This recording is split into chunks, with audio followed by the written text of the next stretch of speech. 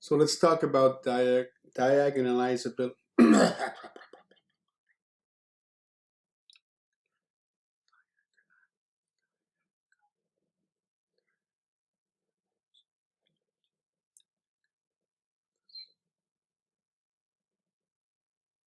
So let's talk about this process of diagonalization a little bit more.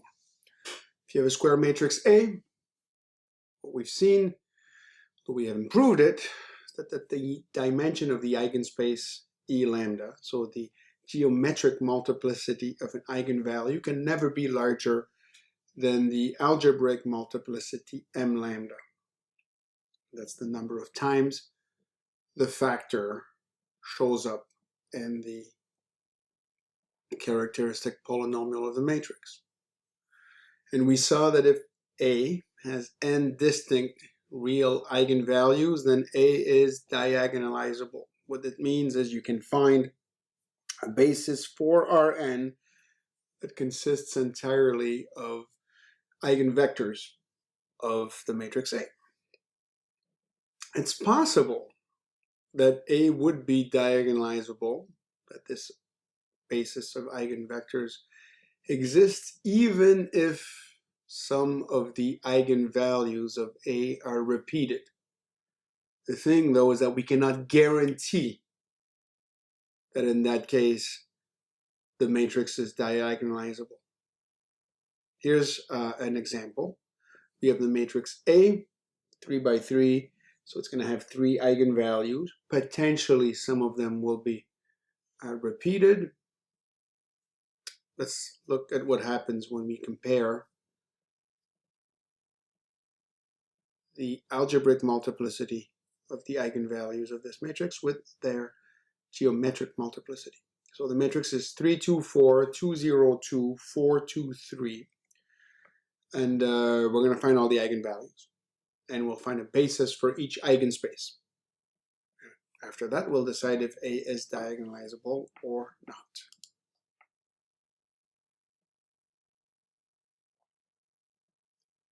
So how do we find the eigenvalues? Well, we got to find the characteristic polynomial. Is to say we need to find or compute the determinant of A minus lambda I. So you take your original matrix A and you subtract lambda from all of the entries along the diagonal.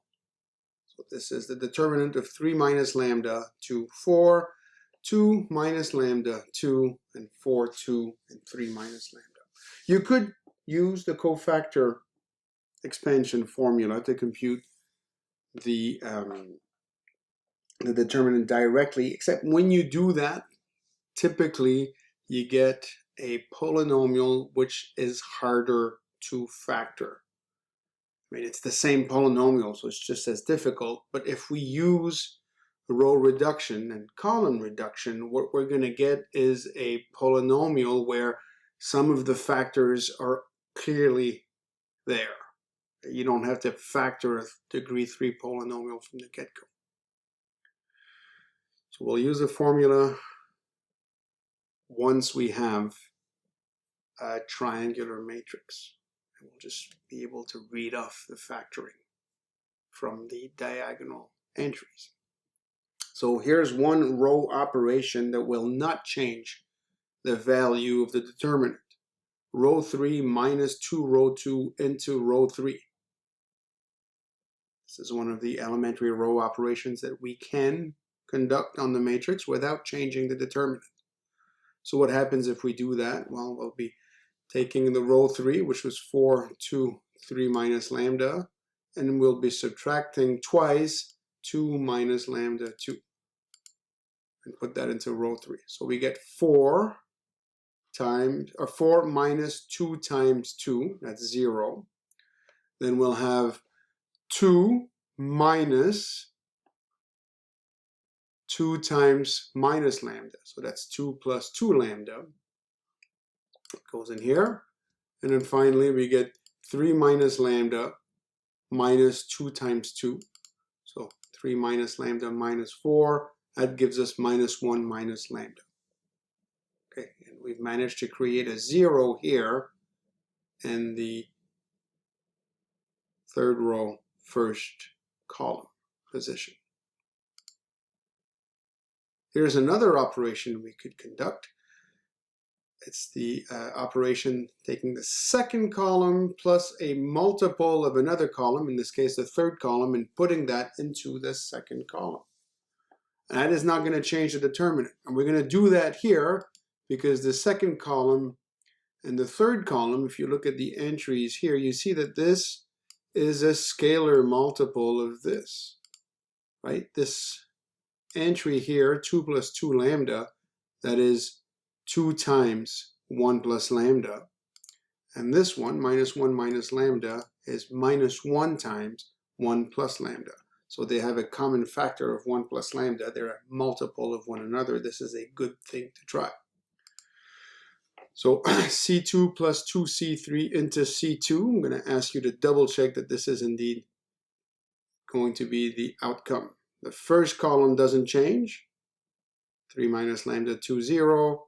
The third column doesn't change. 4, 2, minus 1 minus lambda. The second column will change according to this thing. So the original second value, 2 plus twice C3. So plus 2 times 2 plus 2 times 4 gives me 2 plus 8, 10. Sure enough, there's 10. Anyway, you get 10, 4 minus lambda, 0. Verify that you know how to get this one. It's a little bit different in the sense that now we're working with columns instead of rows. If you're not comfortable working with columns, one thing you could do at this stage here is to transpose the matrix that is right here. You could transpose this and you'd get the same determinant because we have a result that says that the determinant of the transpose of a matrix is the same as the determinant of the determinant of the original matrix. And then if you had transposed it, now you could start working with rows instead of with columns, right? You would have row 2 plus 2 row 3 into row 2.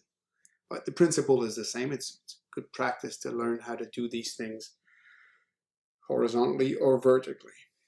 But very important. This is only something you can do when you're trying to compute the determinant. If you're trying to produce the row echelon form, you can't do that. Now, I mean, you don't have a triangular matrix. You could, right? You could find a way to transform this into a 0. That's something you could do, and then you'd be able to multiply the entries on the diagonal. But you don't have to do this because we have basically here a row of zeros except for this minus 1 minus lambda. And then you can do the cofactor expansion along that third row. And we'll get a characteristic polynomial that is partially factored. So what do we have?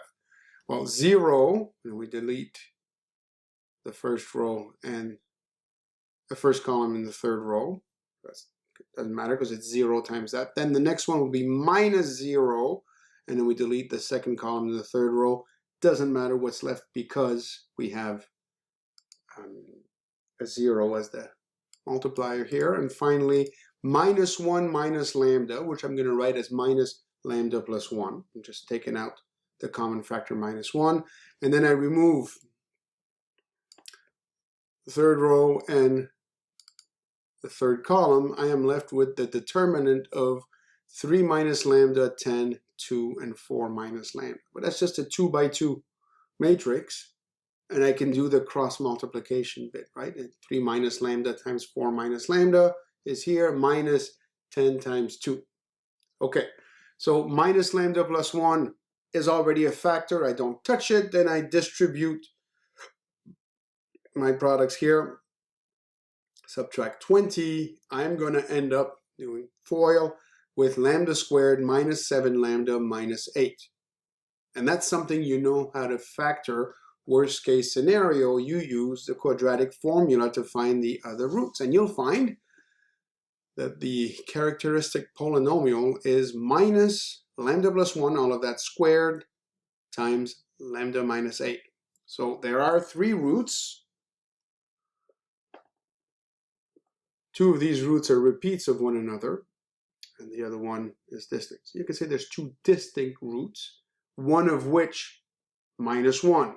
So lambda plus 1 gives you the root minus 1, has multiplicity 2, the algebraic multiplicity is 2, and the other one, lambda equals 8, has multiplicity 1, the algebraic one, because it only shows up there once. That's the exponent. Okay, so that takes care of the algebraic multiplicity. The next part of the process is that you're trying to find a basis for each eigenspace. So let's start with lambda equals 8. You're looking for E8, which is the null space of A minus 8i. Replace lambda by 8. And so you row reduce the original matrix. So let me just replace lambda by 8, and I look at A minus lambda I, A minus 8i. I'll get minus 5, 2, 4, 2 minus 8, 2, 4, 2 minus 5. And then there's a series of steps, and these are just your traditional steps to row reduce the matrix. And I'm not giving you the steps explicitly here because at that stage you don't need to keep track of the transformations. But assuming you did not make a mistake, and you can pause the video to make sure you get the right reduced row echelon form, you're going to get that the reduction is this matrix here. It contains two leading ones, so you have two leading variables, and you have one non-leading variable. With one non-leading variable, you have one parameter, and that means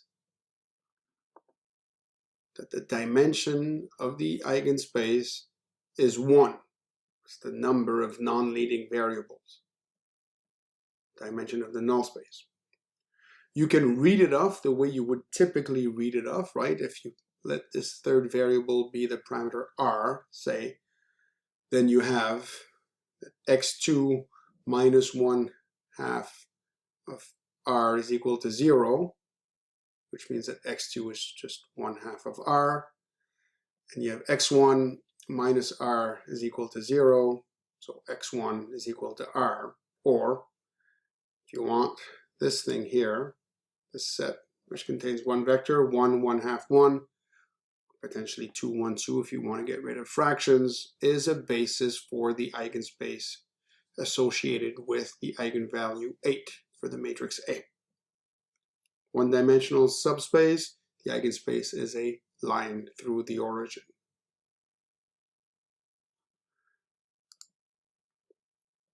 You look at the other eigenvalue, minus 1, and you find the associated eigenspace, E minus 1. That would be the null space of A minus 1 times I. You replace lambda by minus 1. That's the same thing as the null space of A plus I. A plus I, you replace lambda by minus 1. That gives you the matrix 4, 2, 4, 2, 1, 2, 4, 2, 4, which, if you apply elementary row operations to get the RREF, you're going to get the following matrix of rank 1. There are two non-leading variables, the second and third one, and these correspond to parameters. So we know that the dimension of that eigenspace is 2, and that's exactly the same as the algebraic multiplicity. If you let x2 be r and x3 be s, say, and you solve, you have x1, which will be equal to minus 1/2 x2 minus x3, hence minus 1/2 of r minus s. Well, you'll get your two basic solutions. So it's one way in which you can place them here. This is something we learned how to do way back in chapter 3, so you still need to know how to do that. So you have a two-dimensional space. The basis has two vectors. And then you can combine them all together. The set 2, 1, 2, which was the vector and the basis for the eigenspace associated with lambda equals 8, and the set minus 1, 2, 0, minus 1, 0, 1, the eigenspace or the basis of the eigenspace associated with the eigenvalue lambda equals minus 1, these three vectors together are linearly independent. This is something you should check, but that's always going to be the case if these things are eigenbases, bases of the eigenspaces. So it's a basis for R3. So you have here a basis that consists entirely of eigenvectors of A, and we would conclude that A is diagonalizable. What happened here, the algebraic multiplicity of each eigenvalue, the number of times the eigenvalue shows up in the characteristic polynomial factoring, is equal to the geometric multiplicity of the eigenvalue, the dimension of the eigenspace. Whenever that happens, the matrix is diagonalizable. So that's great, but why do we care about this? What does that give us? Well, what it gives us is something very particular about a way to decompose the matrix. So we'll keep A exactly as in the previous example. This random 3 by 3 matrix.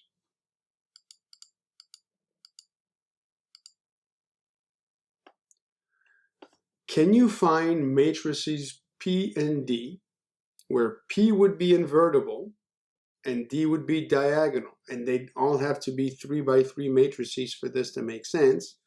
Can you find such matrices that have the property that when you multiply A and P together in that order, that is the same thing as multiplying P and D together also in that order?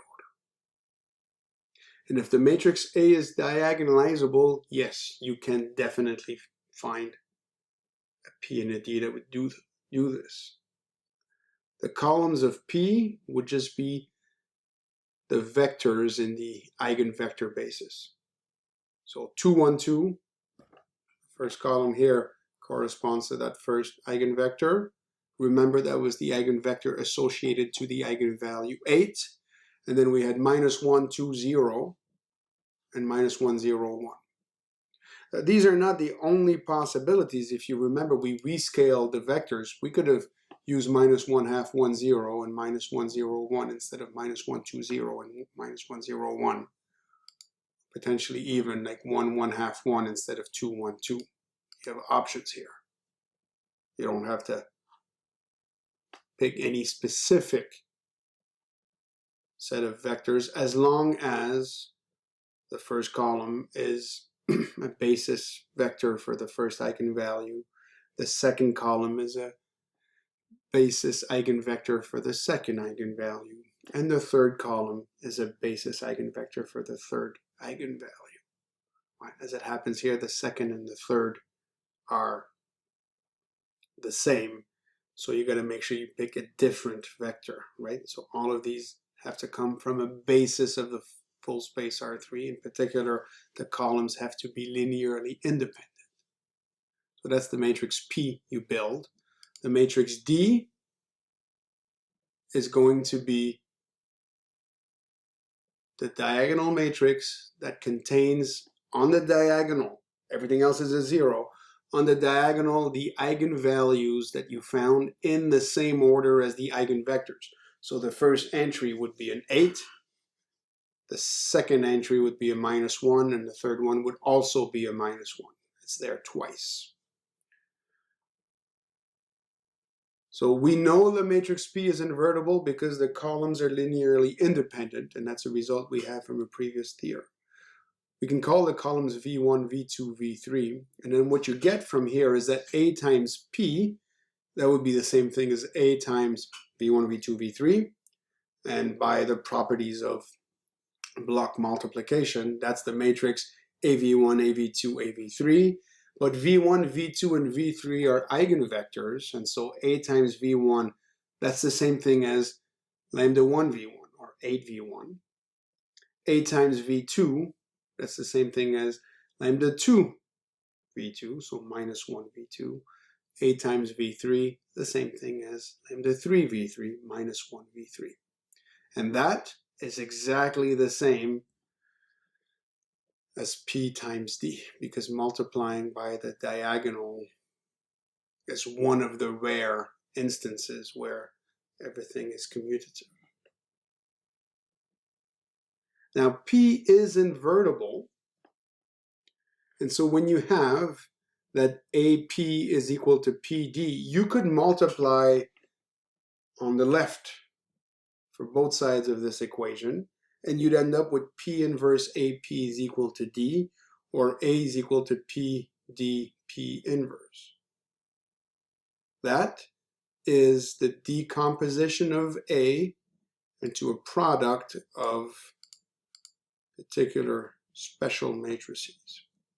P is invertible, consists of eigenvectors. D is diagonal, consists of the eigenvalues. And that's the form of D that gives the name to the process of diagonalization. Later on, 3341, other courses, you will see other types of decompositions. You might talk about the LU decomposition of a matrix, and that one is linked to computing the row echelon form or the reduced row echelon form. You can also talk about the singular value decomposition, and that finds a different set of values. Doesn't find your eigenvalues, but it finds things that are called singular values. There's a link between singular values and the eigenvalues of an associated matrix.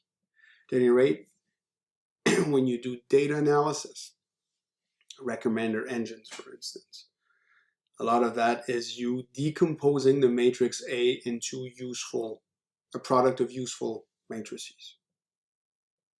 That's something for a later course.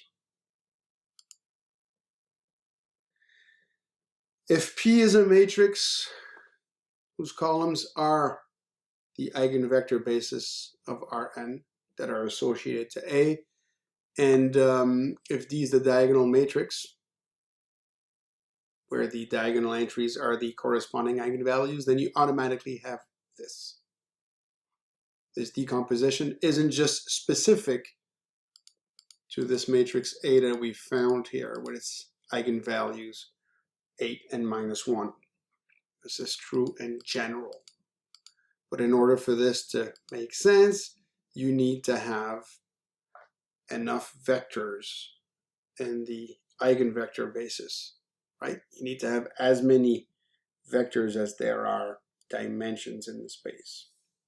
And you can only have that if for each eigenvalue, the number of times the eigenvalue shows up in the characteristic polynomial is equal to the geometric dimension of the associated eigenspace.